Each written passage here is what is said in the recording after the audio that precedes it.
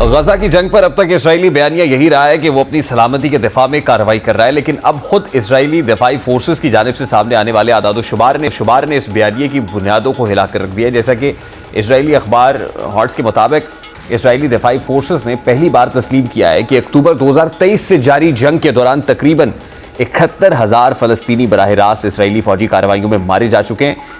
یہ وہ تعداد ہے جو صرف بمباری اور زمینی حملوں میں ہلاک ہونے والوں پر مشتمل ہے، جبکہ ملبے تلے دبے افراد، بھوک، پیاس، بیماری اور طبی سہولیات کی عدم دستیابی سے مرنے والے ہزاروں لوگ اس فہرست میں شامل ہی نہیں ہیں۔ یہ اعتراف دراصل خود اسرائیلی ریاست کی جانب سے غزہ میں ہونے والی انسانی تباہی کی ایک سرکاری تصدیق بن گیا ہے، جو اب محض فلسطینی موقف نہیں رہا بلکہ خود صہیونی ریاست کے اعداد و شمار سے ثابت ہو چکا ہے۔ اس اعتراف کے بعد سب سے بنیادی سوال یہ پیدا ہوتا ہے کہ کیا ایک ایسا ملک جو ہزاروں نہتے شہریوں کے قتل عام کا ذمہ دار ہو اور پھر خود اس کا اعتراف بھی کرے، وہ عالمی امن کے فورمز اور بورڈ آف پیس جیسے اداروں میں بیٹھنے کا اخلاقی جواز رکھتا ہے؟ سوال یہ ہے کہ اگر عالمی نظام واقعی انصاف، انسانی حقوق اور بین الاقوامی قانون کی بنیاد پر قائم ہے تو پھر اسرائیل کی اس کو وہ رعایت کیوں حاصل ہے جو دنیا کے کسی اور ملک کو حاصل نہیں ہے؟ یہاں مسئلہ صرف اسرائیل کا نہیں ہے بلکہ پورے عالمی نظام کا ہے، جو طاقتور کے لیے نرم اور کمزور کے لیے سخت رویہ اختیار کرتا ہے۔ یہی وہ دوہرا معیار ہے جو اقوام متحدہ اور دیگر عالمی اداروں کی ساکھ کو بھی مسلسل مجروح کر رہا ہے۔ حقیقت یہ ہے کہ اسرائیل کو عالمی سطح پر جو سفارتی تحفظ حاصل ہے وہ بنیادی طور پر امریکی پشت پناہی کا نتیجہ ہے۔ سلامتی کونسل میں اسرائیل کے خلاف آنے والی ہر سنجیدہ قرارداد کو ویٹو کرنا ہو یا انسانی حقوق کی تنظیموں کی رپورٹس کو نظر انداز کرنا ہو، امریکہ ہمیشہ اسرائیل کی ڈھال بن کر کھڑا نظر آتا ہے۔ اس طرز عمل نے دنیا کو یہ پیغام دیا ہے کہ انسانی جانوں کی قیمت یکساں نہیں بلکہ یہ اس بات پر منحصر ہے کہ مرنے والا کس ملک کا شہری ہے اور مارنے والا کس طاقت کے کیمپ میں کھڑا ہے۔ امریکی خارجہ پالیسی کا یہی تضاد ایران کے معاملے میں اور زیادہ واضح ہو جاتا ہے۔ ایک طرف امریکہ اسرائیل کی کھلی فوجی کارروائیوں کو دفاع کرتا ہے اور حق دفاع قرار دیتا ہے، اور دوسری جانب وہ ایران پر مسلسل الزام عائد کرتا ہے کہ وہ خطے کے امن کے لیے خطرہ ہے۔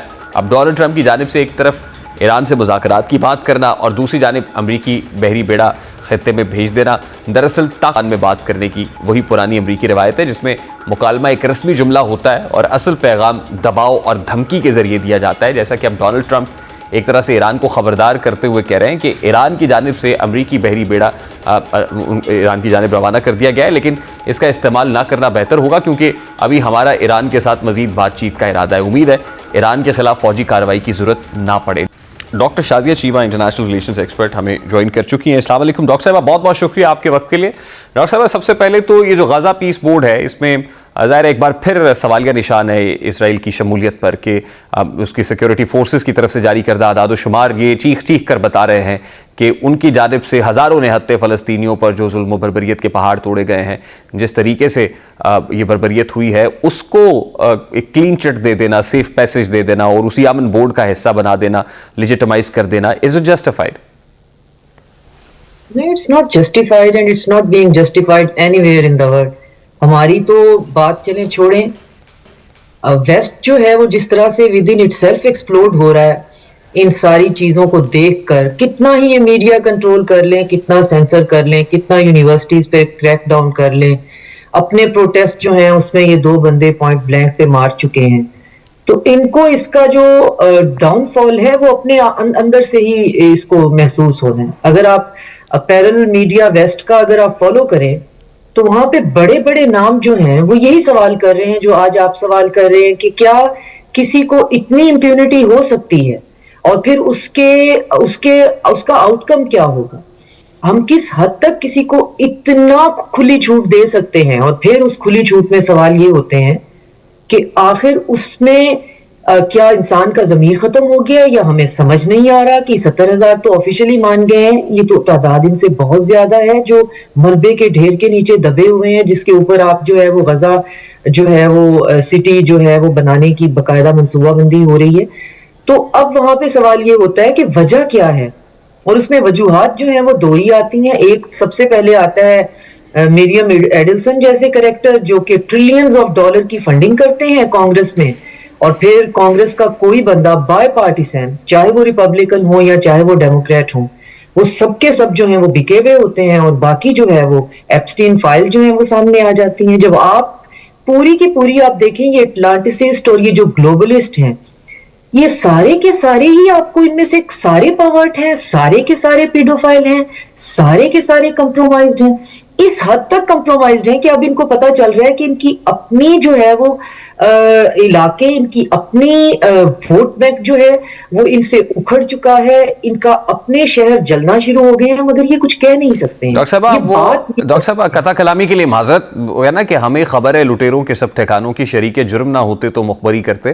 آج میں اور آپ سوال تو اٹھا رہے ہیں اور اٹھاتے بھی رہتے ہیں, اٹھاتے رہیں گے, لیکن بطور ریاست جب ہم اسی پیس بورڈ کا حصہ ہوں تو خود اسرائیل کی اس میں موجودگی پر مہر تصدیق ثبت نہیں کرتے ہم؟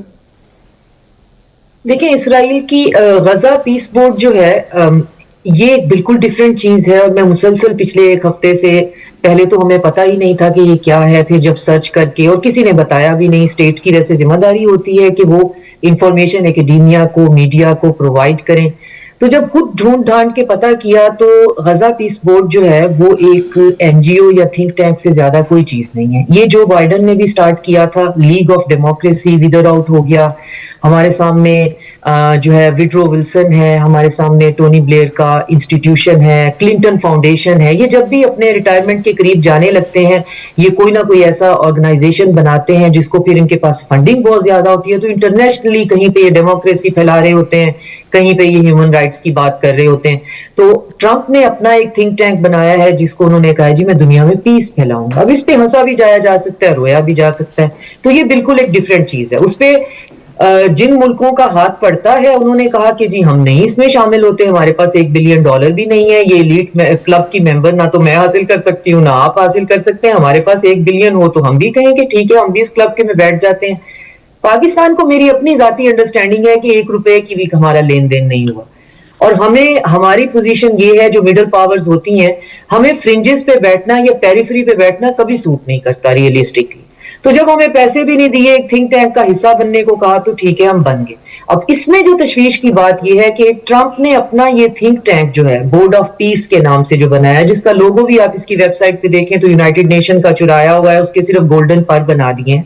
اس کے اندر ڈیفرنٹ چیپٹرز ہیں, جہاں جہاں پیس کی ضرورت ہوگی یہ فاؤنڈیشن وہاں پہ پیس جو ہے وہ لے کے جائے. ڈاکٹر صاحب دیکھیں آپٹکس بھی تو کچھ چیز ہوتی ہے نا, اس کے آپٹکس دیکھیں کہاں سے خراب ہوتے ہیں, جب اس کے اندر ایک چیپٹر ہے غزہ پیس کا, اور غزہ کے اندر آپ بات کر رہے ہیں کہ اسرائیل کو شامل نہیں ہونا چاہیے. اس پہ لاجیکل آرگیومنٹ یہ ہے کہ پارٹیز پھر جو بھی ہوں, ایگریسر ہے یا اوپریسر ہے, اگر آپ نے نیگوسیشن کی ٹیبل پہ بیٹھنا ہے تو اس کو بیٹھنا ہی پڑے گا. میں ایڈوکیٹ نہیں کر رہی ہوں, یہ اتنا ہی کرنجی ہے, اتنا ہی اگلی, اتنا نوزیٹڈ ہے, جتنا آپ فیل کر رہے ہیں یہ اتنا ہی ہے, اتنا ہی بھتا ہے. لیکن جب ایک نیگوسیشن کی ٹیبل ہے تو اس پہ دونوں پارٹیز نے بیٹھنا ہے. ہماری شمولیت جو ہے وہ غزہ کے پلان کے اندر اتنی ہی ہے جتنی 20 پوائنٹس جو ہیں وہ ہم جا کے ان میں فلسطین کا معاملہ ڈلوا کے آئے تھے, اور حماس کو ہم ڈسارم نہیں کرتے. ہم نے ممبرشپ لی ہے, وہ بھی آپ دیکھیں سمبولک سا جیسچر ہے, آپ بہت سمجھدار ہیں, آپ کو پتا ہے کہ اس میں ہمیں آفر کیا گیا, ہم نے کہا ٹھیک ہے. لیکن جہاں پہ بات ہے غزہ کے اندر جا کے تو وہ ہم نہیں ہیں. غزہ کے اندر جو ہے وہ کمپلیس اور بہت ہیں. غزہ کے اندر جو کوریڈور بنایا جا رہا ہے اس کا نام ہے اماراتی کوریڈور. اس کے اندر جو کریکولم پڑھانے کی بات ہو رہی ہے وہ اماراتی کریکولم ہے, اور اس کی لاجک یہ بتائی جا رہی ہے کہ یہاں کے لوگوں کو ڈی ریڈیکلائز کرنا ہے, اور ہم نے ان کی پیڈاگوجی چینج کرنی ہے, اور ہم نے ان کو وہ سب کچھ پڑھانا ہے جن ملکوں کے پڑھنے والے ہمارے دشمن نہیں. جب ہم تانے بانے ملائیں گے تو پھر ہمارے اپنے پر جلتے ہیں. یہاں پہ دشمنوں نے تو تباہ و برباد کیا ہی ہے, جتنا نقصان دوستوں نے دیا. پاکستان تو کہیں بہت دور بیٹھا ہوا ہے ایک اسٹیٹڈ پوزیشن لے کے. ہم تو جتنی گیس لائٹنگ کرتے ہیں وہ ہم نے سوشل میڈیا پہ ہی کر لینی ہے. ہماری فوج بھجوانے کی بات ہوئی ہے, ہم نے کہا یونائٹڈ نیشن کا مینڈیٹ لے ہے, کیونکہ ہماری ٹرینڈ فوج ہے, اس کو دوست اور دشمن بتا کے کہیں پہ بھیجنا پڑتا ہے. تو ہم نہیں اس طرح سے بھیج سکتے وہاں پہ, اور حماس کو ہم ڈسارم نہیں کریں گے. باقی ہم ان ٹربولنٹ ٹائمز میں, اتنے ٹف ٹائمز میں جہاں پہ دنیا میں آگ لگی ہوئی ہے, ہم نیویگیٹ کر رہے ہیں. اور آپ یہ ذہن میں رکھیں کہ ہم ابھی بھی اس یونیپولرٹی کے وکٹم ہیں. ہم نے ابھی بھی اپنے پہلے اور پچھلے اور اگلے فسکل ایئر کے لیے سروائیول کے لیے IMF کے پاس جانا ہوتا ہے. ابھی بھی برکس بینک اور برک کرنسی جو ہے وہ ایک خواب ہے. ابھی بھی ملٹی پولرٹی کہیں ہورائزن پہ نہیں ہے. تو ہمیں ایک ممبرشپ آفر ہوئی, ہم اس میں جا کے بیٹھ گئے. اب غلطی یہ ہے کہ کوئی بھی آ کر جو رسپانسبل پرسن ہے وہ کہیں بریفنگ نہیں دیتا ہے. وہ شاید یہ نہیں سمجھتے ہیں کہ हम जो लोग, एक तो हमारे पास एक क्लाउड है जो एंटी स्टेट है, जिनको हर चीज जो है वो स्टेट के अगेंस्ट मिलाकर उनको लगता है कि चलो इससे थोड़ा सा दिल को तसल्ली हो जाती। जो हम जैसे लोग हैं ना, जो आप जैसे लोग हैं, हमें एतमाद में लेना बहुत जरूरी है, ताकि हम फिर कोई ना कोई बात को समझ जाते हैं और बात को समझा पाते हैं। गजा के अंदर हमारी ऐसी कोई शमूलियत नहीं है। हमने कह दिया था कैटेगोरिकली, और बहुत से और मुल्कों ने भी, कि जब ये दोबारा प्लान नेतन्याहू के पास गया है, आपने इसमें टेम्परिंग की है, बाकी आपने जो करना है, आप ताकतवर हैं, हम क्या कर सकते हैं। हम ये सब कुछ अगर 24/7 देख रहे हैं, And we have no other choice but to sit with you people again. Dr. Sapa, I have to take a very quick short break here. बहुत शुक्रिया, डॉक्टर शाज़िया चीमा साहब हमारे साथ मौजूद थी।